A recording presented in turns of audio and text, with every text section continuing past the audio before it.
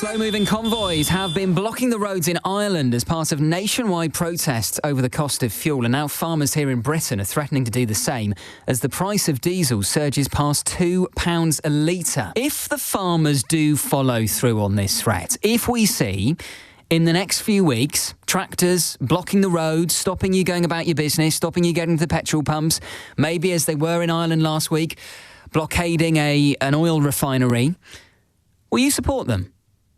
Or do you consider them to be holding the rest of us hostage? Look, I'm conflicted on this because on the one hand, got a lot of sympathy with the farmers, not least because it's a tough enough industry to be in as it is, and we know how this government have, in my view, unfairly targeted them, not least with the inheritance tax raid a couple of years ago that thankfully they have gone a long way to rowing back on.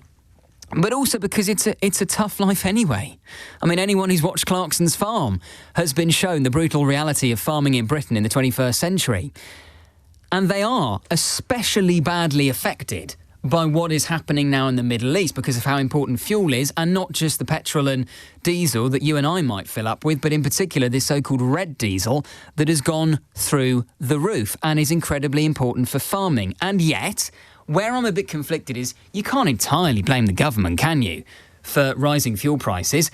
This government is not to blame for the crisis in the Middle East and for the closure of the Strait of Hormuz. They are trying to stay out of this conflict. Now, you could argue, I suppose, that Keir Starmer could be sending support to Donald Trump to try and reopen the Strait of Hormuz. I would disagree, but that's an argument you could make.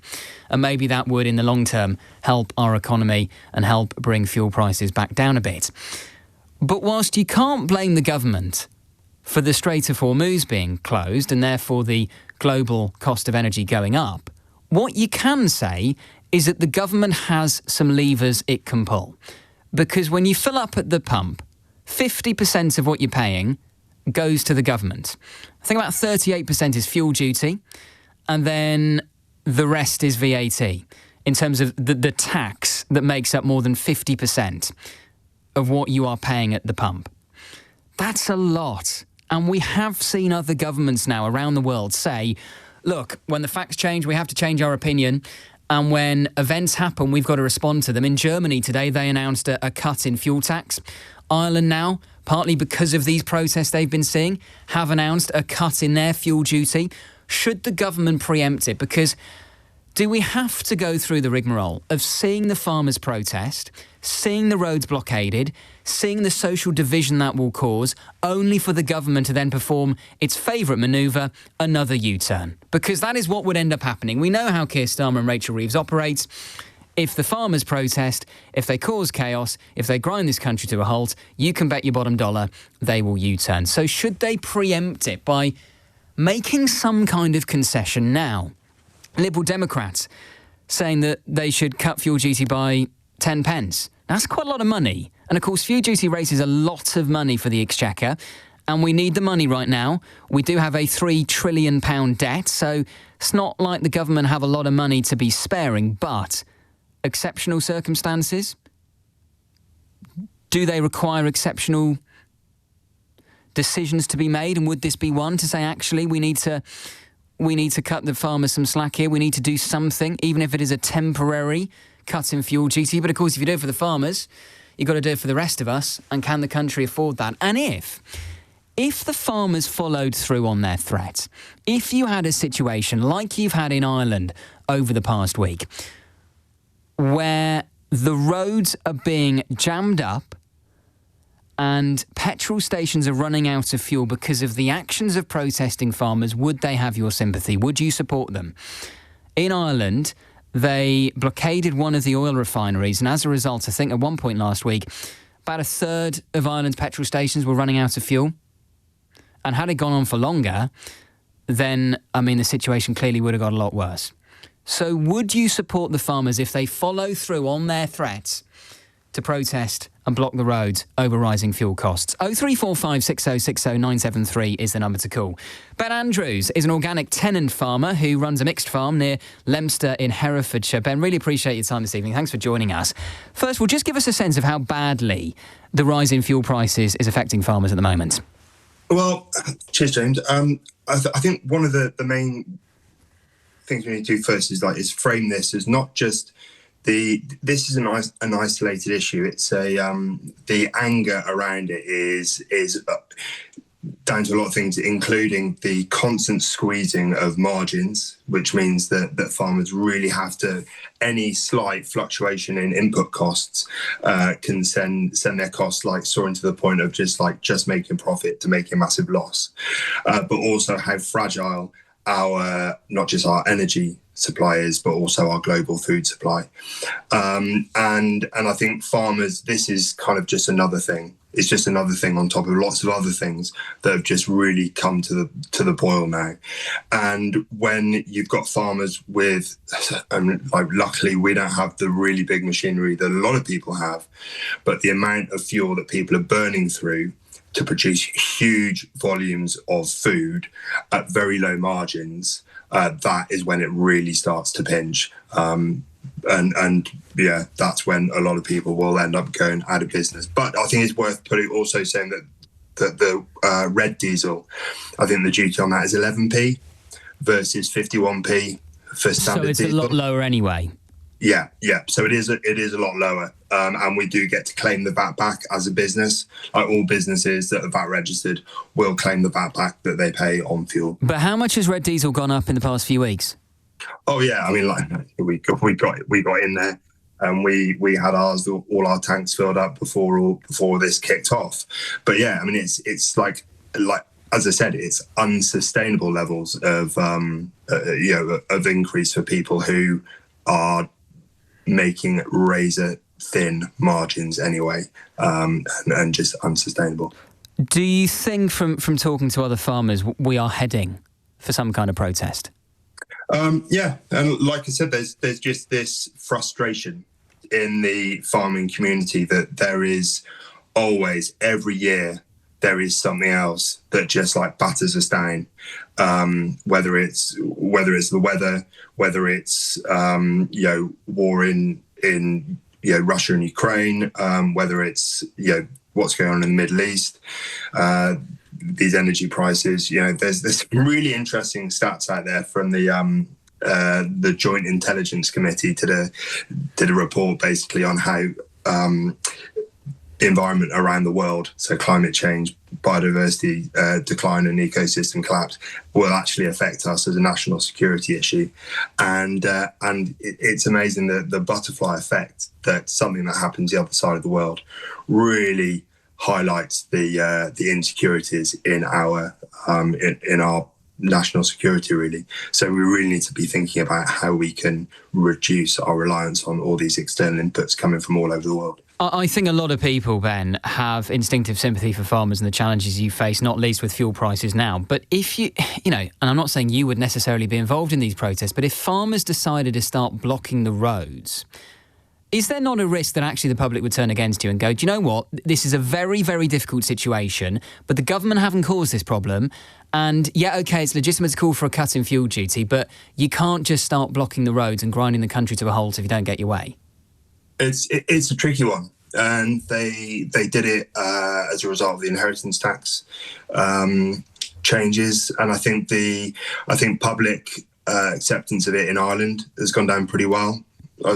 From people I've spoken to, non-farmers in Ireland, it seems to have been pretty well received, and I think there's a way you can do it that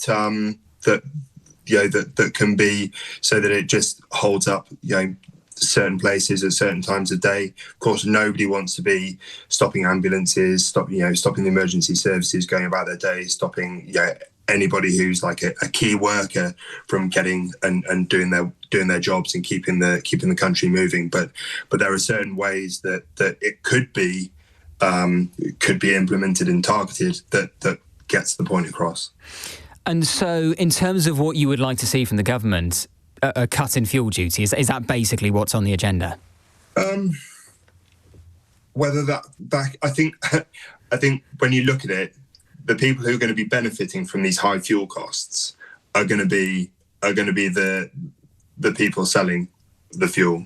The fuel duty hasn't gone up as a result of the war in the Middle East, and you won't probably be seeing an increase in prices on the shelves when it comes, when the food actually gets onto the shelves. So if there was going to be a cut in fuel duty, maybe that should be siphoned off as an increase in tax on some of the energy companies that are likely to see bigger profits from some of these huge spikes in prices. And how much of this, Ben, is about this government and a general sense among the farming community that this government in particular just doesn't really get what your industry and what your lives involve? I mean, we heard this time and again during the inheritance tax protests. Is this just another example of it, that, Rachel Reeves, Keir Starmer, fundamentally, they don't get farmers? Yeah, I think there is a general distrust that there are people in Whitehall, in DEFRA, who just spend very little time outside the Westminster bubble, as it's called, and but there are people who do. There are some great lobbyists really working tirelessly to really inform, get these ministers on the farms, teach them what it's all about, show them the realities of farming, and I think it's starting to get through.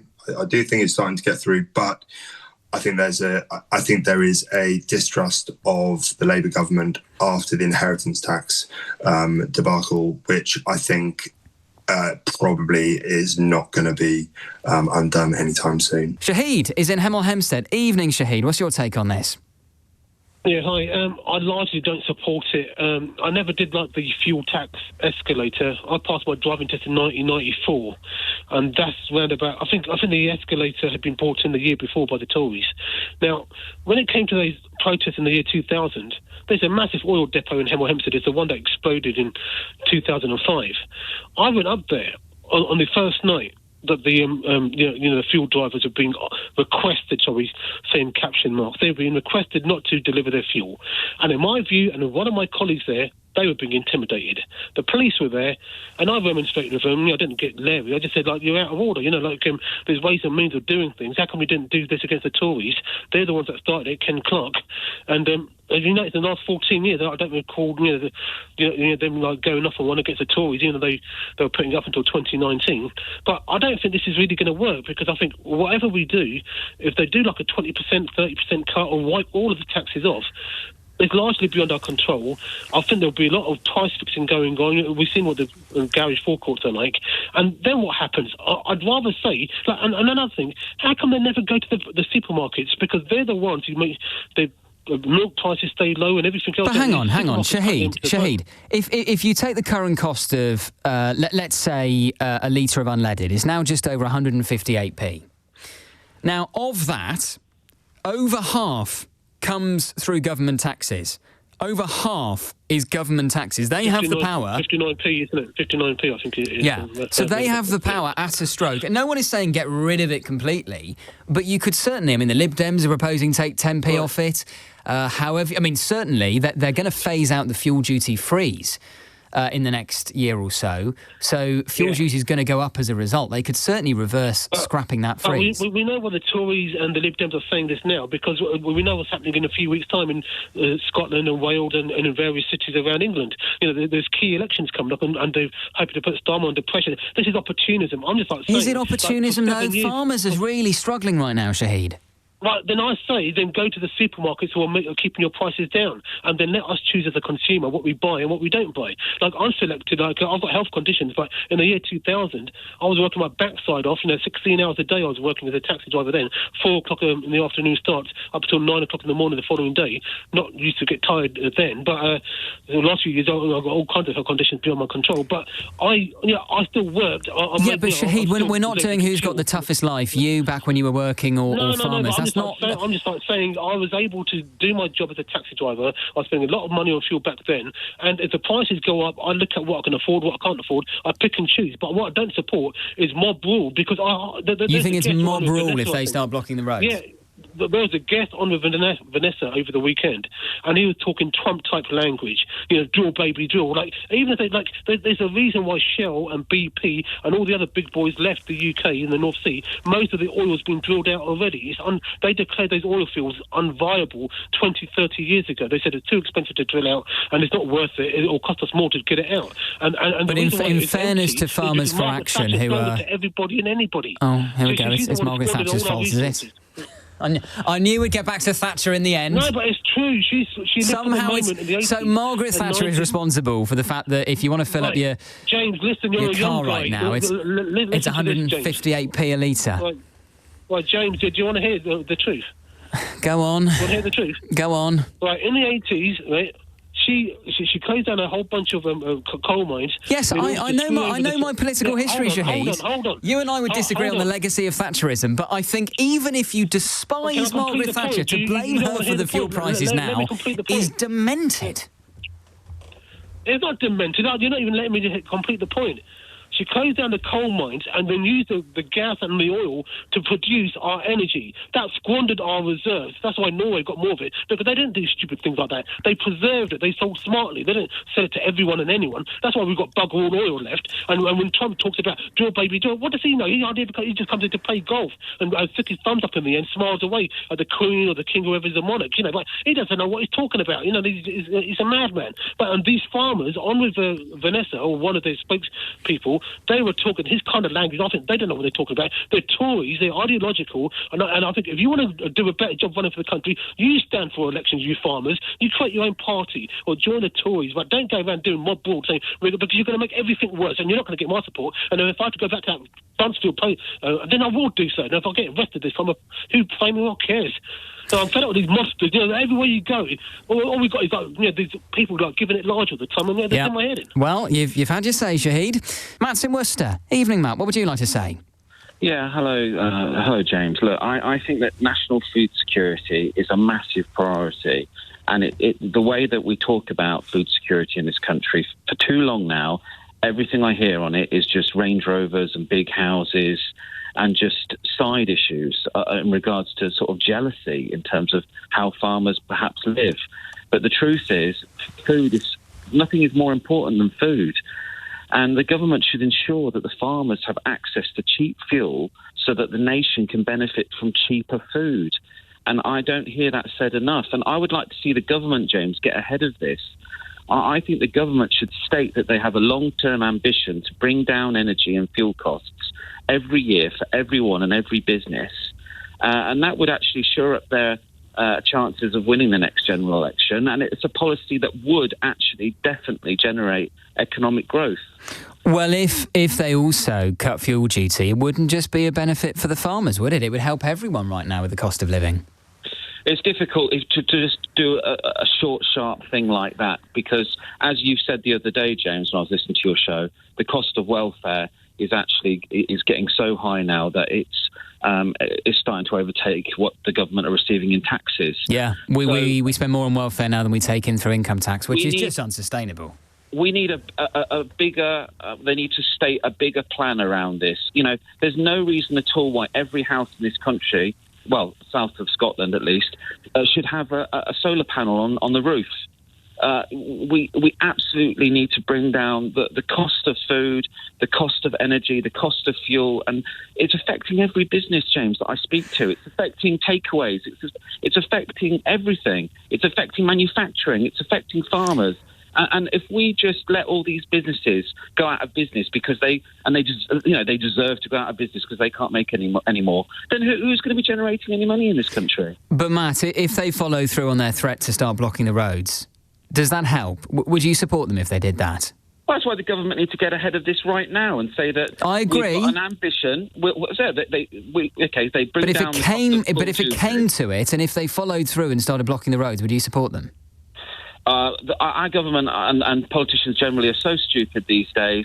They have to get their attention. They have to make a lot of noise. And somebody intelligent in the civil service will finally get the ear of a minister and something will be done. But it must be done. We must have cheaper fuel and energy now. EC1 says, James, they blocked the roads when they had their Nepo baby tax break removed. Have you forgotten?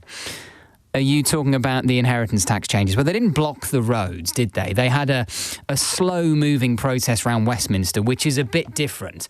Driving your tractors up and down Whitehall is very different to blockading oil refineries. But, I note your deliberately provocative use of the phrase Nepo baby to describe farmers. Mike, all I would say, without trying to take the bait too much, in EC1, what is that, Finsbury, somewhere relatively leafy and central in London, to start calling farmers Nepo babies just because it's a generational industry, I would politely suggest displays a bit of ignorance as to what actually being a farmer involves. Matthew in Essex says, James, I have a lot of sympathy for farmers. For a start, they don't go on strike every fortnight holding sick and injured people to ransom like certain other people do, despite getting more pay rises in the last few years than any other group. Farmers work hard. They don't often complain, and their complaints are valid. Barry is in Blackpool. Evening, Barry. What would you like to say? Hi, James. Yeah, I'd join them, actually. You would join them? I'd join them, I would, yeah. In solidarity? Yeah, because I think it's ridiculous. So the amount of tax, you've just been giving the statistics there, the amount of tax that the government get, plus VAT, it's ridiculous, isn't it? Yeah, for a litre of petrol, 38% is fuel duty, 33% is the wholesale cost, 17% is VAT, 5% is bio content, which is the cost of making fuel more eco-friendly, and the remaining 7% is margin, basically, retailer margin and the cost of delivering and distributing. I just fill my car if I've got a BMW diesel, and I normally put about 60 quid with it. But what I've done this time, I've put £50 in, use a bit of psychology there, to pretend I've put 60 in, actually, you know what I mean? So I'm not actually paying 60, but I've got just less than half a tank in, where I would normally have 3/4 of a tank in for £60. But Barry, isn't there a question about tactics here? Even though I think you and I both have a lot of sympathy, I think most people listening will have a lot of sympathy with the farmers right now.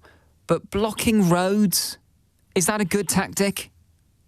I don't think they'd have to block them very long, James. I think they'd, like you say, they're quite weak, this government. They do many, many U-turns, and I think if they did that, it wouldn't take long. They'd soon change the tune. So you think they should do it because it would work? But if we say, then it's fine. But, I mean, Barry, when Just Stop Oil used to lay down in the roads and block roads that way, did you support them? No. So what's the difference? The difference is, I think they're just pinching money, really, aren't they, off the public? You know what I mean? They're taking all that tax. They could do it for they only have to say is it the Liberals? No, but Barry, you've got to be consistent. You've got to be consistent on this. Look, I didn't support the Just Stop Oil protest because I think if you cause that level of disruption, if you are inconveniencing the public to that extent, that goes beyond what is reasonable when it comes to a democratic right to protest. I don't just because I have sympathy with the farmers doesn't mean that they should be allowed to follow the same tactics. I don't think it's the same, though, James. It is the same. Stop Oil one, isn't it? It would actually probably be even worse because they do this on a grander, more nationwide scale. Doesn't come to me as the same because the Just Stop Oil, and we need oil, don't we? Got to, but with this one, I don't think it's the same. I think what they should do is say it. I don't think it'd last long. I think a few days. I think the government had caved in and say, right, okay, we'll knock 20p off or 10p. To be honest with you, I think that's what had happened because even the Liberals are saying that. Lib Dems saying knock 10p off fuel duty. Yeah, I mean 10p. What's I know they did lose billions, wouldn't they? The government by even just knocking 10p off. Yeah, no, they would lose a huge amount of money. Absolutely.